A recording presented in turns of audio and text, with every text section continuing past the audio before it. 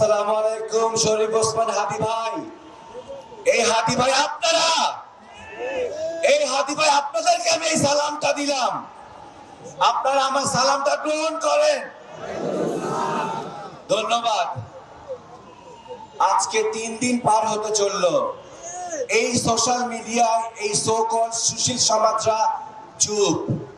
একটা বিড়াল মরলে, একটা কুকুর মরলে ওদের বুক ফেটে যায়।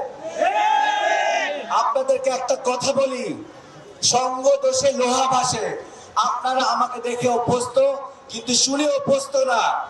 এই সুশীল সমাজগুলোকে একটা একটা ধরে সাউয়াকে কাউয়াকে খাওয়াইতে হবে, নইলে এই সমাজ শেষ হয়ে যাবে। এগুলো এক একটা হারামির বাচ্চা, এক একটা ভারতীয় দালাল। আজকে আপনারা শপথ নেন, এই বাংলাদেশে যে কোনো দোকানপাটে ইন্ডিয়ান প্রত্যেকটা প্রোডাক্ট বয়কট করবেন এবং এই সুশীল সমাজ এই সকল শিল্পীদেরকে ধরে রান ধরে ফেলে ফেলবেন। আমার দেশকে বাঁচাইতে হলে এই সুশীল সমাজগুলোকে একটা একটা করে শেষ করতে হবে। তখন থেকে বলে আসতেছি, এখনো বলতেছি, এই দেশকে সেই 54-75 বেঁচে আসতেছে এই মাছটাকে, এই সুশীল সমাজ, এই লেখক, এই শিল্পী, এই গায়ক। আজকে 4 দিন পার হতে চললো, তাদের মুখে কুলো পাচ্ছে। এই কুত্তার বাচ্চাগুলোকে দেশ থেকে বিদায় না করা পর্যন্ত